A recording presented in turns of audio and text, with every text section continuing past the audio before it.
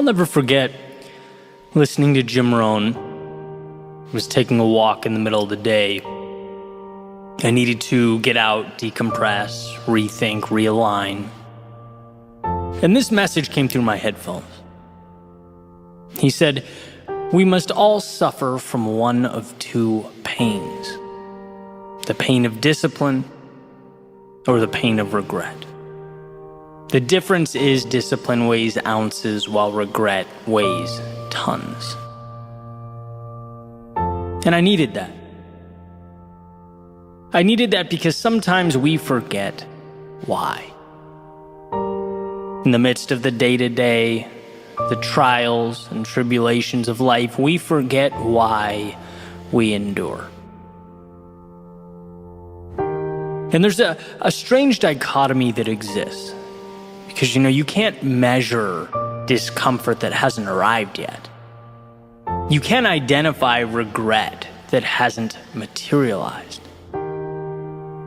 Yet in a way, you have to.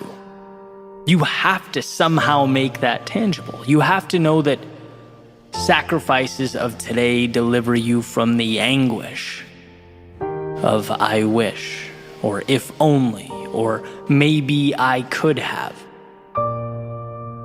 I've heard it said that humans' ability to delay gratification is what makes us so unique, incredible even. But that doesn't mean it comes easy. So as I walked, I became reacquainted with the trust that I had in myself, in the future, and the steps I was taking. It wasn't that I'd reached some grand finale, but that I gave myself permission to stop constantly expecting one. Worrying when things didn't go as planned, feeling disgusted with myself when I fell short. This is, after all, part of a process. And if one stays the course, builds a foundation of discipline to guide them towards what they believe in, things will evolve. We feel uncertain because new things don't have a precedent, at least not a personal one. And that feeling of, I wish I knew or had some predictability, it's real, it's common. But if minimizing regret is what means the most, then it also means that we must have the discipline to walk steadfast into the unpredictability of tomorrow. A long-term, sustained discipline. In one of my favorite interviews, Bronnie Ware, who wrote the top 5 regrets of the dying, was talking about surrender and how she mentioned in her book, letting go. And I asked her, can you explain that? What's the angle? Because the way I look at life, there's always something you can do. You can always improve your situation somehow. And she basically said, it's not about what you can control, what you can do. It's about putting yourself in position to live the life you want to live, and then letting go of that which you cannot control. It's about not worrying over external forces as you walk your path, because all you can do in life is walk your path. And that became the marker, or the question, am I walking my path? Right, and I look at it like this. First, a vision gives you direction, purpose, keeps you excited, injects meaning into life. Second, discipline keeps you moving, becomes the tiny steps that transport you through your pursuit of meaning. And third, trust in the process. That you are here to give everything you have to give, and then the rest, as Bronnie says, must be surrendered. But the reason I bring this up is because all of it fits together like a puzzle, like 3 pillars of a Parthenon. And when people reach out to me all the time, they're upset that they're not as disciplined as they'd like to be. And they're listening to the speeches, they're watching the videos, they're absorbing the content, trying to improve. But nothing seems to get the engine going. And I'm wondering, what is your North Star? What are you aiming for? Because as far as I'm concerned, it's impossible to be disciplined if you don't have a reason. When Jim Rohn states that the pain is in ounces now, well, there's an implicit compared to what being asked, right? Compared to that top of the mountain that you'd presumably miss out on. So if the mountaintop's not defined, you're on a fool's errand. That's why I had so much trouble with my old career, for example. It's hard to be disciplined. There's no buy-in on the purpose. Right? Using my previous metaphor, it's little steps, sure, but towards what? If you don't know, it's only practical then to look around and ask yourself, why am I taking them? Why not go drink with my friends? Why not stream this series on Netflix until 4 a.m.? Why not skip the workout? You can listen to people on YouTube scream at you to do more and be more and try harder all day, but without that piece, it will not get you very far. A vision, the discipline to pursue it, and a trust in the process. And you could say the same with someone who might have a clear vision, a dream, a perfect idea of what they want, but never take action, right? The discipline never materializes. It makes the endeavor just as meaningless. Things don't change until you take that big picture, that vision, and you break it down into little things you can do every day. That's it. And isn't that amazing? The greatest, most influential people, from the friends and family that inspire us, to the greatest athletes and entertainers, to our greatest thinkers, creators, world leaders, all they do is a handful of things consistently every day in the direction of something that is meaningful to them. A process that has been talked about since the beginning of time. The compound effect, as Darren Hardy calls it. That breakthrough was huge for me. The realization that I don't need to leap any mountain. I just need to ascend one tiny rock at a time, and that is not a superhuman ability. That is a single decision. So here the question isn't, can you be more disciplined? Of course you can. The question is, which few things are most meaningful to you? Which will you be focusing on every day so that they expand and inject value into you and the world? And then, lastly, there is trust. Sometimes the most difficult.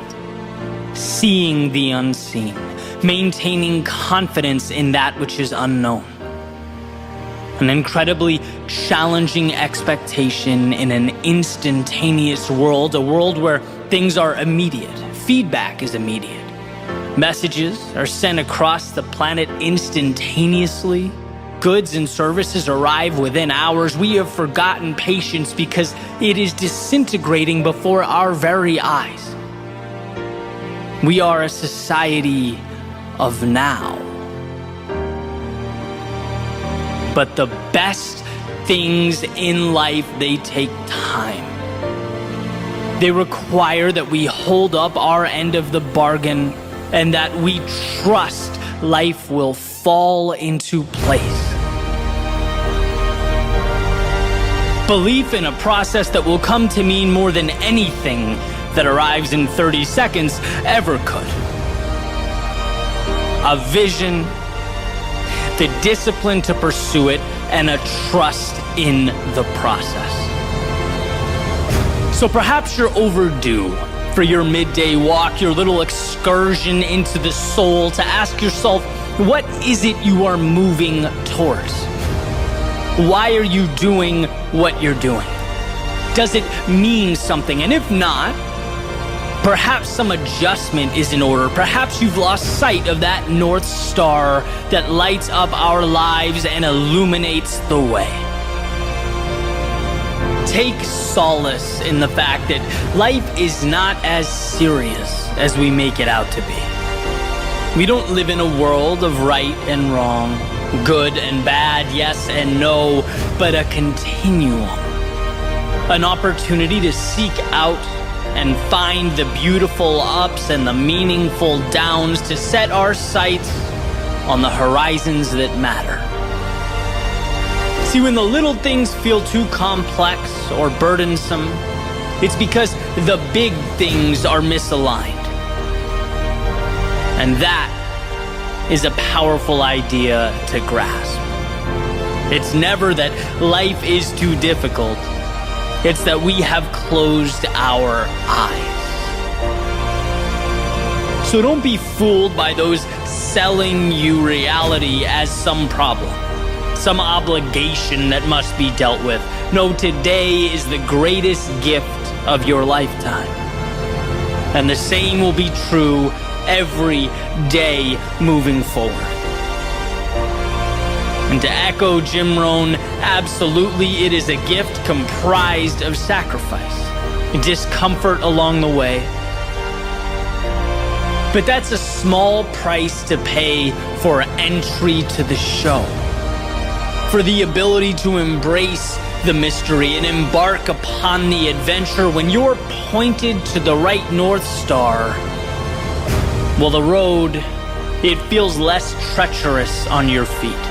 The hills less strenuous on your legs. What we often deem to be a lack of preparedness, ability, strength, well, might just be a lack of alignment. So adjust. Because this world, flexible and limitless, invites you to do just that. It invites you to explore until you've uncovered your vision, to pursue it like nothing else matters, to sidestep the obstacles, invert the setbacks, and lastly, to find hope when there appears to be none. To set your sails, walk your path, run your race, and surrender to that which is beyond your control. And you'll find that with a vision, with discipline, with trust in the process, there is no situation or circumstance outside the scope of what's possible for you.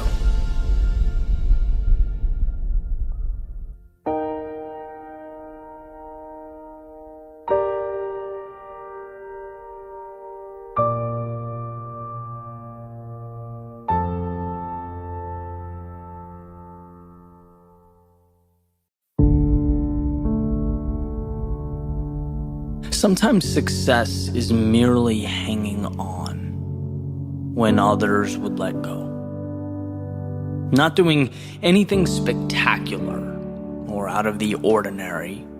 Not leaping a mile or jumping over a mountain.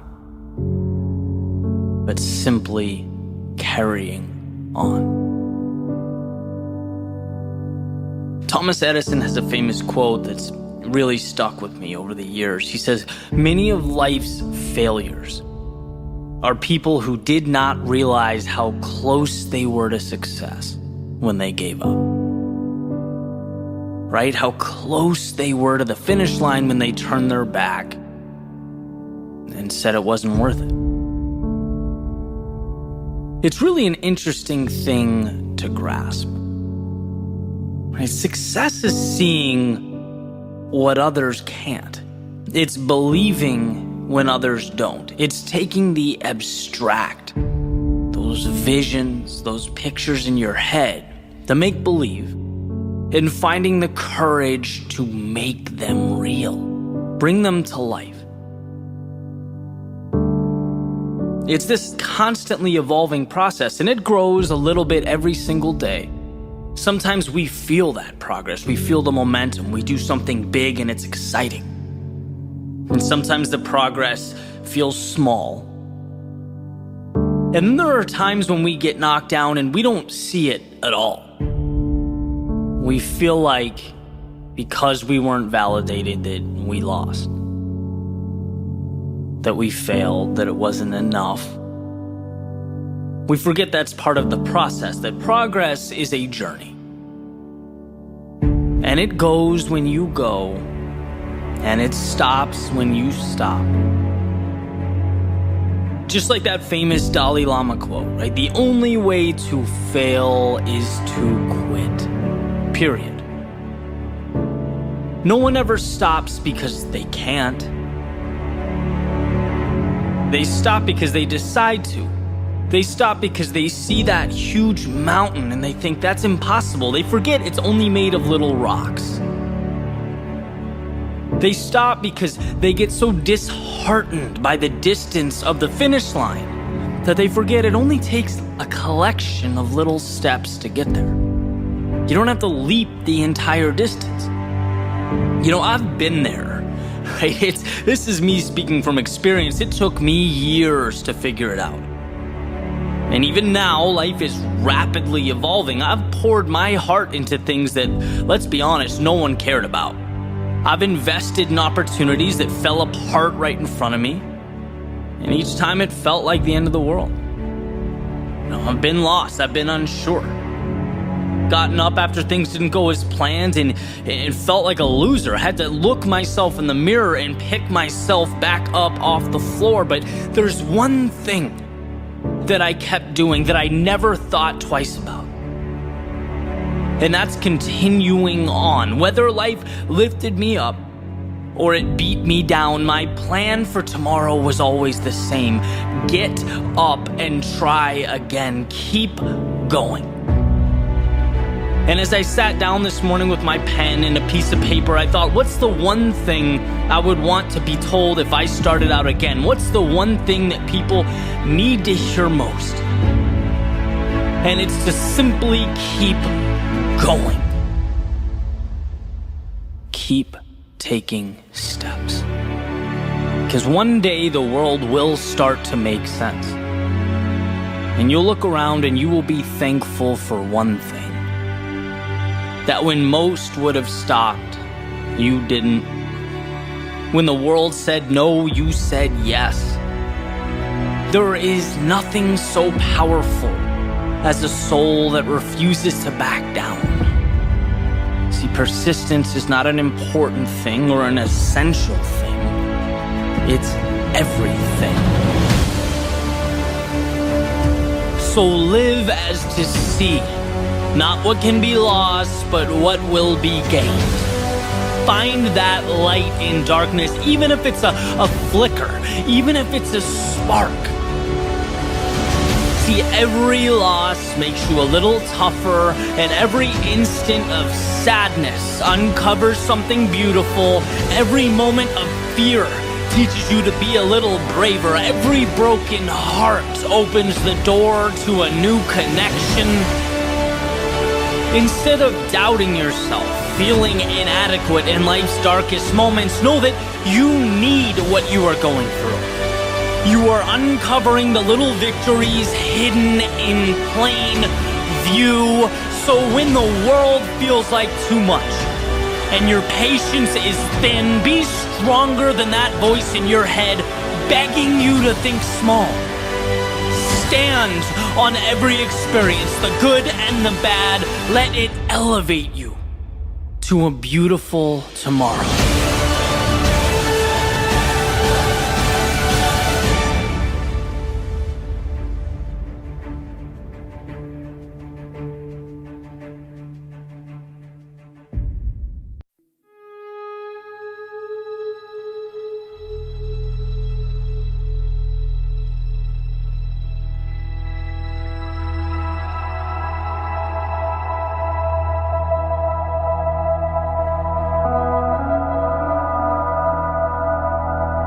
Every day, there is a specific decision you have to make.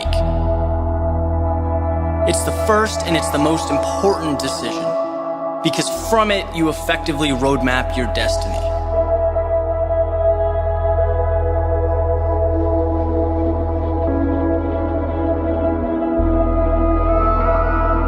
What I'm referring to is the choice to either have a positive outlook or to allow negativity and doubt to chart your course.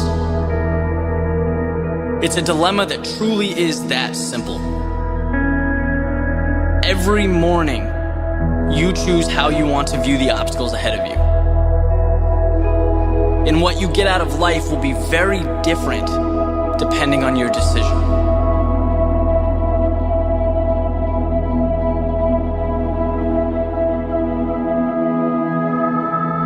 There's an old Cherokee legend that touches on this conflict. And in the story, there's an older man, he's talking to his grandson about life. He explains that inside all people, there's this fight going on. The struggle consists of two wolves. One manifests itself through negative energy. He's anger, envy, sorrow, inferiority, all that is evil. The other is joy, compassion, faith, truth, all that is good. So he finishes explaining this. The boy sits there, he thinks about it for a minute. He asks his grandfather, well, which one wins? The grandfather replies, whichever one you feed.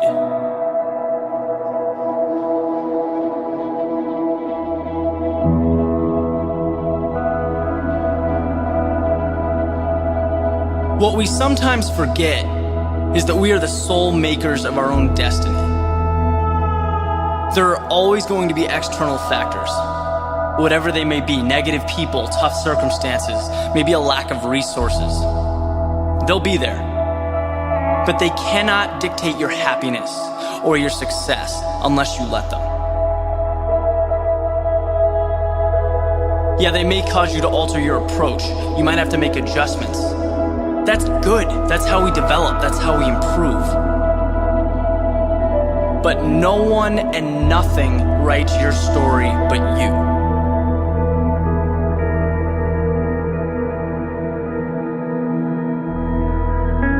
Your attitude, your emotions, they directly coincide with how you see the world. So anytime you feel discouraged, negative, envious, anything that's not positive, just stop. Don't waste your time with thoughts that aren't bringing you closer to your goal. There's just no value in it. Tony Robbins says this beautifully. He says you have to be the guardian of your own mind. Allow in only what will help you. Because God knows the world will crush you if you let it. So take the wheel. What you need to do tomorrow when you wake up is look at yourself hard in the mirror. Make a conscious decision to feed the good wolf. You'll be amazed at how far it will take you.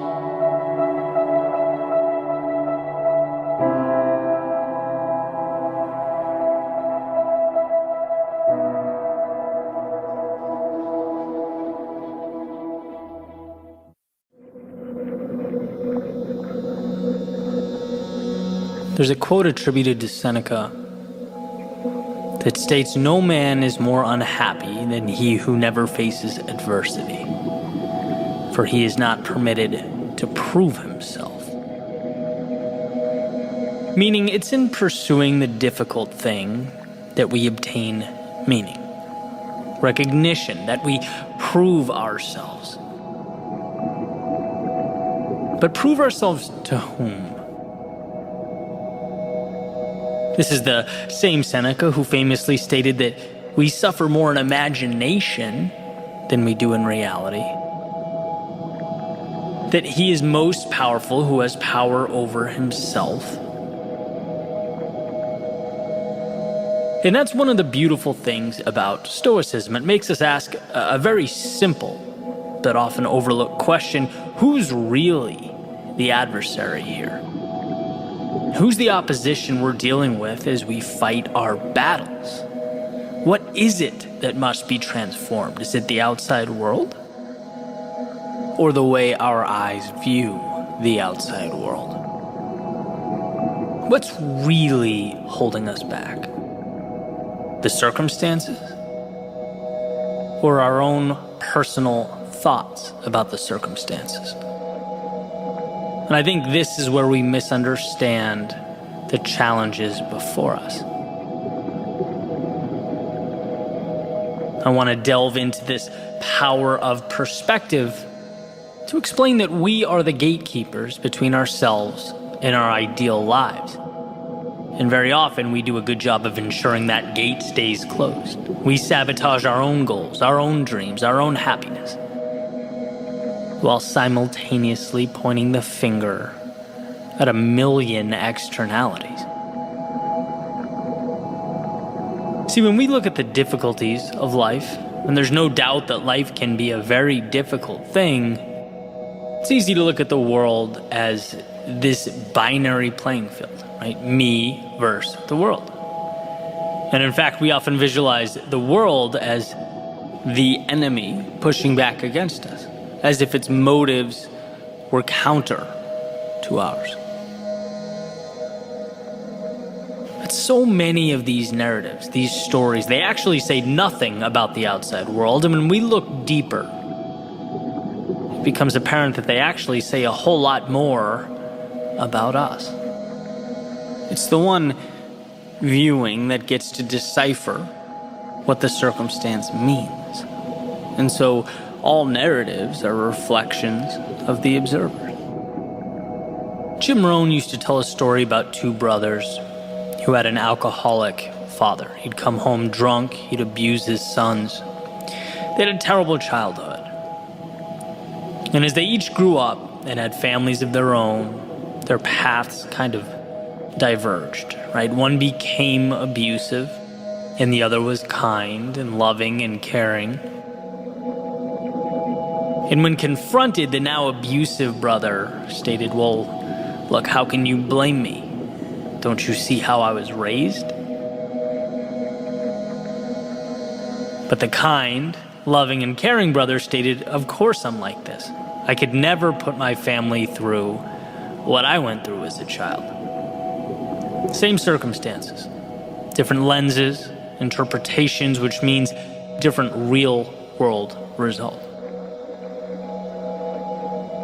And the idea here is to emphasize how one of the most important abilities a human being possesses is the ability to interpret the world around him. I think of us as subjects navigating a world of objects, as though the things around us don't have meaning until we place meaning upon them. That's what humans do. Create narratives out of objects. And that often overlooked, seemingly insignificant ability places a lot of power in our hands. Very rarely is it what we see, it's what we think and what we do about what we see. You ever hang out with people that just tend to be happy, upbeat, positive energy? I have a very good friend like that, where his first inclination is always to find the positive. In moments where I've sort of trained myself to pause, take a second, sift through the emotion, uncover the value in a tough situation, refocus, and take a strategic step forward, I look over at him and he's already arrived there, right? He's been there for 3 minutes, right? Eliminated the negativity. It's his first instinct. He's the metaphorical kid hopping around in puddles, whistling at the top of his lungs, while everyone else is hiding out from the rain, or at least trying to find the courage to run out onto the street with him. Then there are people who seem to always find the negative. It doesn't really matter what the situation is. Happiness is fleeting, only to reveal the negativity that never seems to go away, right? The kind of person that if they won the lottery, their first thought might be, oh no, but what if I lose it all? Both examples are people projecting themselves onto the world around them. The same way that smoke covers and consumes an entire room. It's not the room that's the culprit.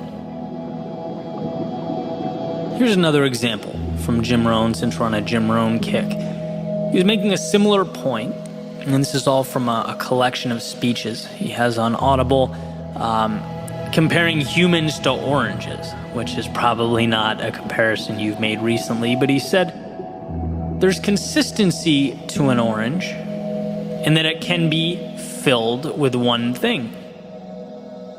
When you squeeze an orange juice is coming out. Period. It will never be apple juice or grapefruit juice. It will only emit what it has inside, which is orange juice. And well, here's the connection. When life pressures us, challenges us, or metaphorically squeezes us, we only emit the emotions that are contained and available, that are alive and well within us. If there is no jealousy contained in our thinking, we're not going to project jealousy out into the world. If there is no hatred within us, we will not project hatred onto others. Why is that powerful? It's powerful because, again, it's one of the most important things you can do. Certainly one of the most important things I've learned to do is take that finger pointing blame at the outside world, slowly turn it around and point it back at myself. And ask, what thoughts, what emotions, what ideas am I letting live inside my head that's altering the narrative, the story I'm telling about myself and the world that I live in? And while one might think, well, that's uncomfortable, that's unfair, a little extreme, why should I point at myself? It's not my fault. I would challenge you, at least for the sake of the next few minutes, to see such a change as empowering, as your advantage, as the bridge from where you are to where you want to be. See, if you always have feelings of, let's say, jealousy around a particular person, that feeling in your stomach like, oh, they have it all, they're ahead, right? They live how I want to live, they're this and that, and I kind of hate them for it. You're naively giving the external world the power. You're saying, I feel the way I do because of that out there, some cosmic injustice. You are powerless because you're neglecting your personal agency as a factor. But when you turn that finger around and say, I only feel this way because I'm allowing myself to, then you can ask the question so many never think to ask. Why? Why do I feel this way? Which lights a path to how can I fix it? See, the key to a better life is realizing you don't have to be in the passenger seat pointing at and blaming the driver, complaining about the road being taken. No, you can get into the driver's seat. You can take the wheel. You can take control. Inherit responsibility. And there's more at stake. There's greater vulnerability.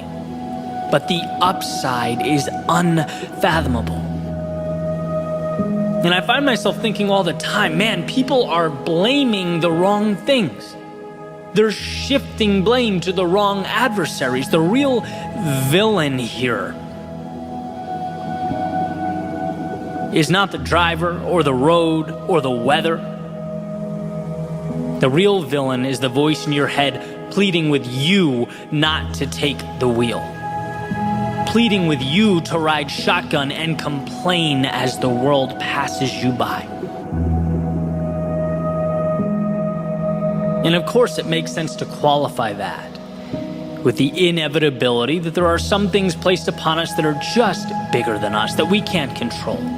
And you can make a list however long you want to. Natural disasters, decisions and actions of others, health problems.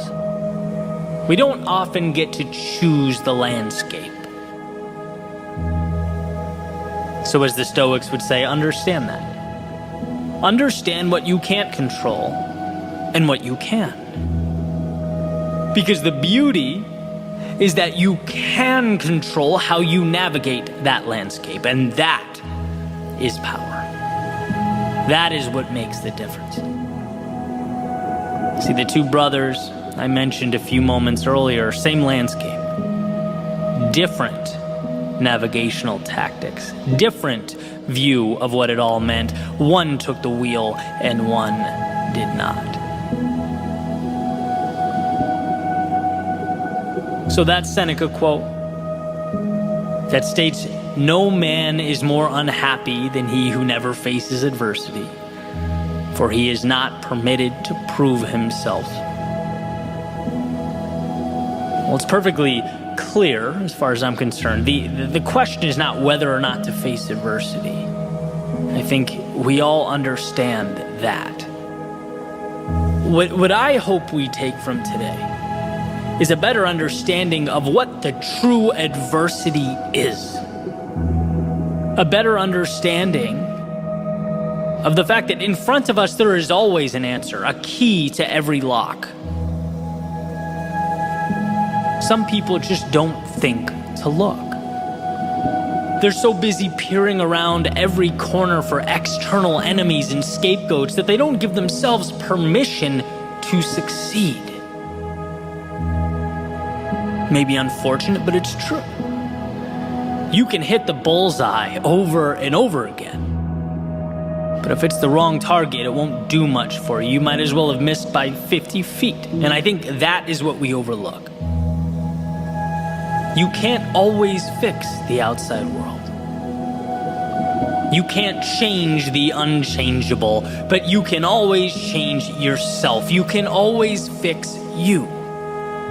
As Tolstoy said, everyone wants to change the world, but no one thinks of changing himself. You're capable of being both your greatest adversary and ally, so choose wisely. Because the world around you will do nothing more than respond accordingly to your decision.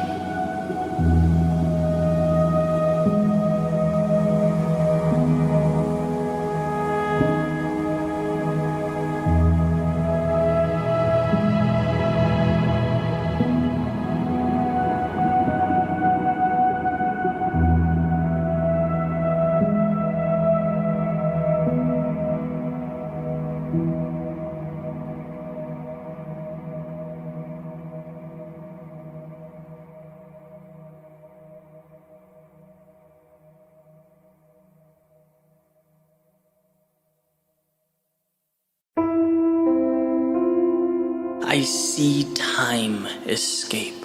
From this view, the sun is rising, perfect, just like the day before it.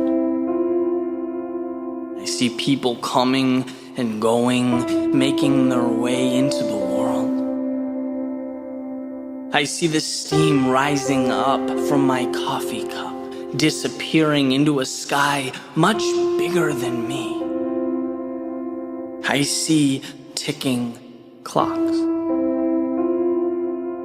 I hear time's impatient song, an orchestra of chirping birds and crashing waves. I hear people comparing and contrasting as they make their way into the world. I hear the sound of my computer turning on, each key a tiny rocket ship, making my thoughts tangible and taking them to galaxies undiscovered. I hear ticking clocks.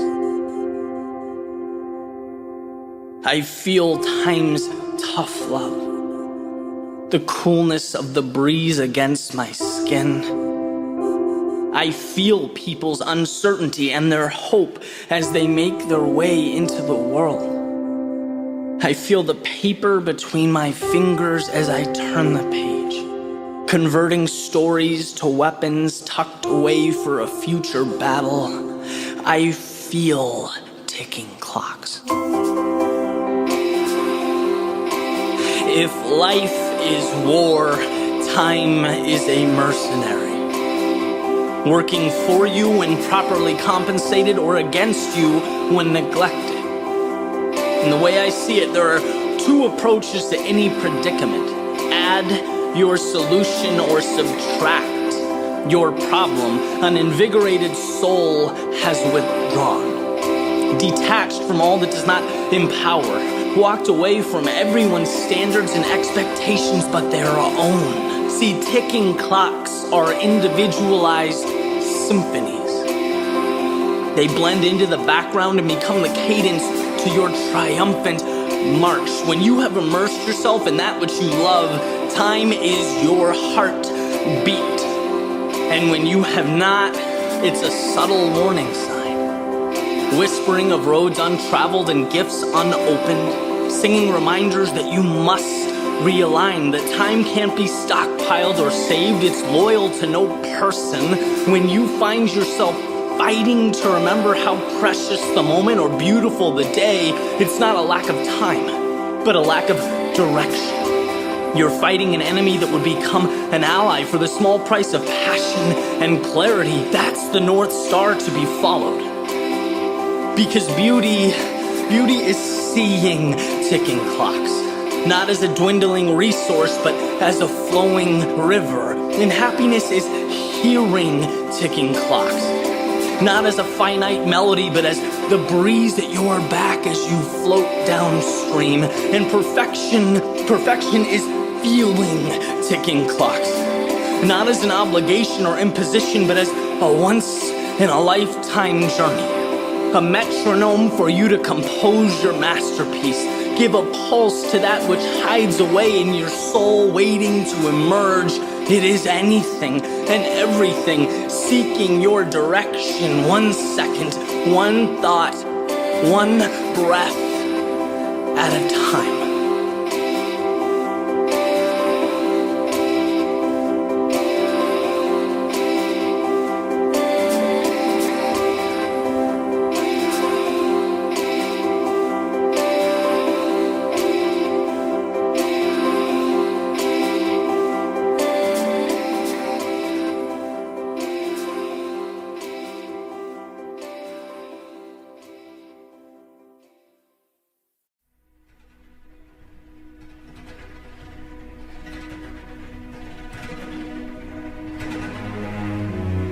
Einstein said imagination is more important than knowledge.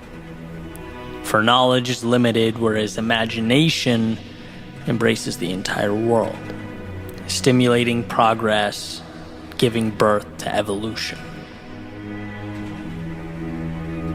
There's a distinct difference between today and tomorrow, the real and the so-called imagined. One has already been created, and the other is in desperate need of a creator. And see, until we learn that we can be proactive in this regard, imagination doesn't mean much.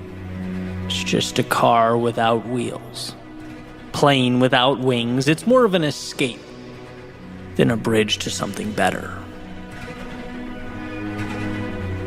But once we realize how much control we have over tomorrow, we become, in our own right, creators. Not just waiting to read and react to stories already written and handed down to us, but possessing this incredible ability to pick up a pen and craft something new. Become agents of change. I recently came across an interesting article. Had some info that made me think. Basically, it said if you take some domesticated animals like pigs or chickens and you place them back into the wild, some of their previously repressed biological tendencies come right back into play. So, for example, chickens change their breeding habits, how they take care of their eggs. Pigs regrow their hair and that mane going down their back. And these old, repressed, kind of hidden away genes are reselected for again over time. And the animals begin to reacclimate, as though that potential was never lost. It just needed to immerse itself in the right environment. And it's like, well, if we view ourselves in that same light, now we might ask, what if we positioned ourselves to gravitate towards an environment that was best for us? What if I imagined a world, not exactly like today, but one better conducive to me being me? A world where I'm set up to thrive. Where sure, there will be bumps and bruises and losses and lessons along the way, but where I'm immersed in a journey towards a destination that excites me, that lights me up. Can I find the courage to not only imagine that finish line, but also act accordingly, move towards it? You know, I always say the hardest thing to do is to recreate outcomes that look different from the current moment. Because, well, the current moment is all we know. It's all anybody knows. And by the way, it's all anybody wants to know, right? Until something new is placed right in front of them at their feet, until proof exists. Changing your life, or the lives of those around you, means you have to literally look at the road before you and see outcomes that are not there. Then you have to believe in those outcomes. You have to drive towards those outcomes, have conviction in your ability to overcome obstacles on your way to those outcomes. Truth be told, chasing your imagination is simultaneously one of the greatest burdens one can endure, as well as a key to that which makes life worth living. There's something about being human that pushes us towards hope, towards the possibility of a tomorrow better than today. And that's not to say don't be grateful. It's not saying don't see the beauty around you or appreciate the world you live in. But I believe we're here to take that torch from yesterday and move it one step forward. Maybe it's in our own lives. A small step forward in our careers, a relationship, or our health. Maybe it's improving the lives of those around us, family, friends. Maybe it's something larger, societal. Whatever it is, I'm convinced that true meaning in life is finding the courage to push one foot further down the path of possibility. To add one step to that ascending staircase, knowing that it will allow us to someday look back on today and be proud of what we faced and overcame. And as I wake up and I look around, I think to myself, that has to mean cherishing the ideas in our heads. It has to mean we understand the power of our instincts, of our beliefs, of hope. It means understanding that it justifies all the hardship that comes with taking those ideas and giving them life. Because everything around us was built with the courage to take little nothings and make them something. And when we're lost or feel alone or for one reason or another forget that, we need to remember that right now is not forever. It can't be. It's a stepping stone to whatever you decide tomorrow is. And that goal isn't perfection. You don't need all the answers. You need the courage to take one little step in a new direction, to write just one sentence on a brand new page. Because that imagination is not fiction. It's not the delta between the possible or impossible. It's not there to entertain. It's there because it's your map. And you may look at that map and think to yourself, you're lost. That it's unclear, that the directions, well, they're incomplete at best. But what I can promise you is the pursuit of this world you've imagined, it will bring you greater satisfaction than anything else could. It will remind you why you're here and show you that life isn't supposed to be easy while helping you appreciate it for being that way. See, your imagination is your path to that ideal state where you can thrive. Be you, push your boundaries, and spread your wings. Don't ever let the current state of today convince you that your hopes and your dreams for tomorrow are too big, that you've missed the mark or stepped out of line. In a world of reaction, be one of the few who looks in the mirror and decides to live life proactively, take initiative. Be one of the few who stands wholeheartedly behind that world they've imagined.